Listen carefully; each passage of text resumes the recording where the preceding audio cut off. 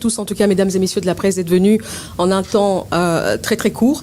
Donc, comme l'a dit le ministre de la Communication, nous sommes là en tout cas aujourd'hui pour vous présenter avec précision, transparence et surtout responsabilité la portée politique, sécuritaire, économique, mais surtout historique des accords de Washington, des accords parce qu'il y en a beaucoup, donc signés tout d'abord par la République démocratique du Congo, les États-Unis et la République du Rwanda.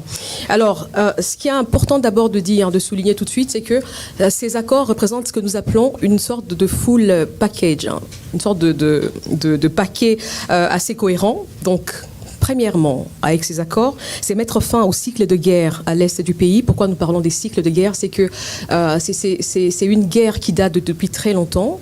Ça fait 30 ans quand même que nous sommes dans ces cycles de violence. C'est pas un seul conflit. Donc, on veut vraiment, on espère qu'avec ces accords, on va pouvoir mettre fin à ces cycles de violence dans la partie est du pays. Alors, deuxièmement, ce qui nous intéresse, c'est que nous voulons reprendre le contrôle de nos ressources naturelles.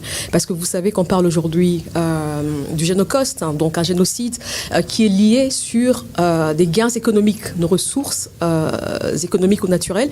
Donc aujourd'hui, si nous avons la guerre, on le sait tous, ce n'est plus un secret, c'est parce que la RDC c'est un pays riche et qu'il y a des pays qui ont voulu, qui veulent, qui le font même, mettre la main basse sur nos minerais. Et ensuite, pour le président de la République, pour le gouvernement de la RDC en tout cas, c'est transformer ces ressources, nos richesses en tout cas, en emploi, donc infrastructure. Et là, nous parlons de la prospérité pour les Congolais.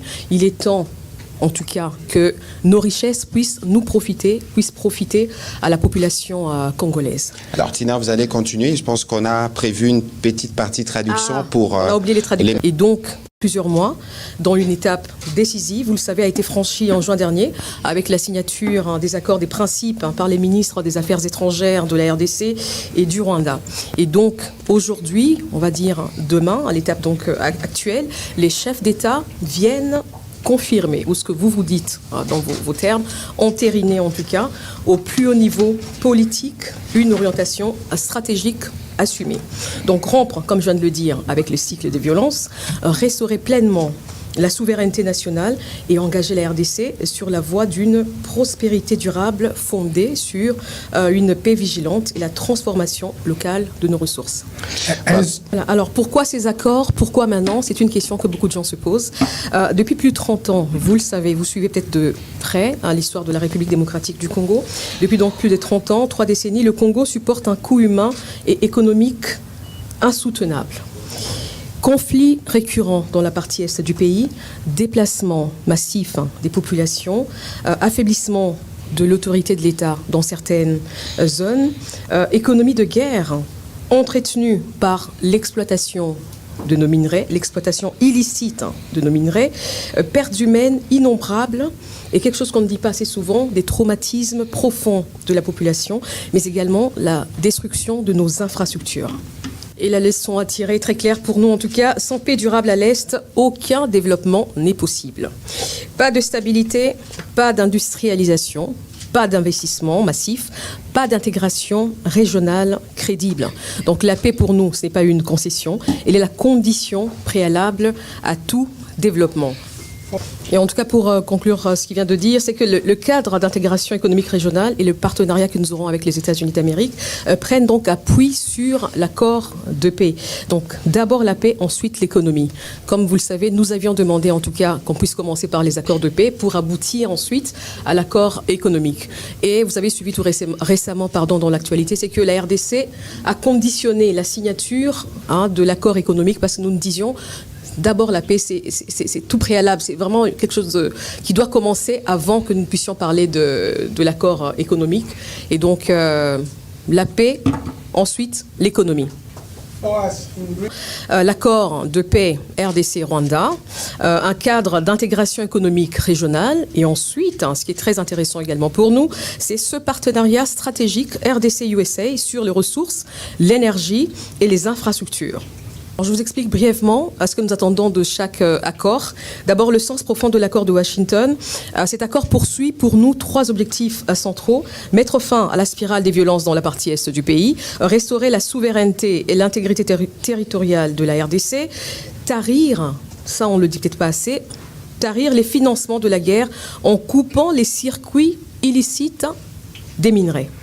Alors concrètement, l'accord prévoit un retrait intégral, encadré et vérifiable des forces étrangères conformément au CONOPS.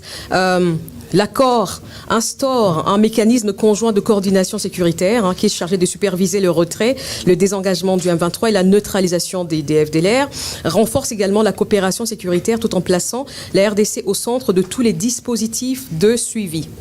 Okay. Bon, ce que vous devez savoir en tout cas, et c'est très important pour nous, RDC, c'est que cet accord ne légitime aucune occupation étrangère. Il organise précisément sa fin. Donc, dans le cadre du droit international, des instruments de l'Union africaine, également de la résolution 2773 du Conseil de sécurité. Alors, je voudrais en tout cas, concernant la souveraineté nationale, lever toute confusion. Il y a eu quand même des questions peut-être assez légitimes. Les accords ne cèdent aucune portion du territoire national. Les accords ne transfèrent aucune souveraineté à un autre État. Les accords n'accordent aucun droit de propriété sur les ressources naturelles de la RDC. Au contraire, les accords réaffirment, 1. La pleine souveraineté de la RDC sur son sol et son sous-sol, le contrôle exclusif de l'exploitation et de la transformation de ces minerais, la primauté du droit congolais sur tout mécanisme de coopération. Les partenaires, eux, apportent technologie, investissement, des accès, des marchés stratégiques, mais la décision stratégique reste congolaise. C'est cela que nous appelons notre souveraineté minérale. Repose sur 3 principes fondamentaux. Une paix, ou on va dire la paix comme prérequis absolu, le respect strict de la souveraineté de chaque État, une coopération pragmatique, équitable et conditionnée au respect des engagements sécuritaires. Donc en gros, le CIR vise à remplacer l'économie de contrebande sur une économie légale et régulée. Sécuriser les chaînes d'approvisionnement, transformer les zones de conflit en pôles d'opportunités économiques, mais également protéger les communautés locales, notamment les mineurs artisanaux. Le partenariat stratégique RDC-USA, qui est structuré en 17 articles, constitue un catalyseur majeur de transformation économique. Il vise, 1. À valoriser localement les minéraux stratégiques, à créer des emplois qualifiés et des chaînes de valeur industrielles, à accélérer des projets structurants qui existent déjà, tels que le corridor de Lobito, le Grand Tinga, renforcer les infrastructures énergétiques et logistiques, former, parce qu'il y a un aspect formation, former, on va dire, des ingénieurs, par exemple, des gestionnaires, des cadres techniques et des institutions nationales. Alors, grâce à ce partenariat avec les États-Unis d'Amérique, la RDC va devenir un pôle énergétique continental, une sorte de hub logistique stratégique, mais également un acteur incontournable des chaînes d'approvisionnement en minerais critiques.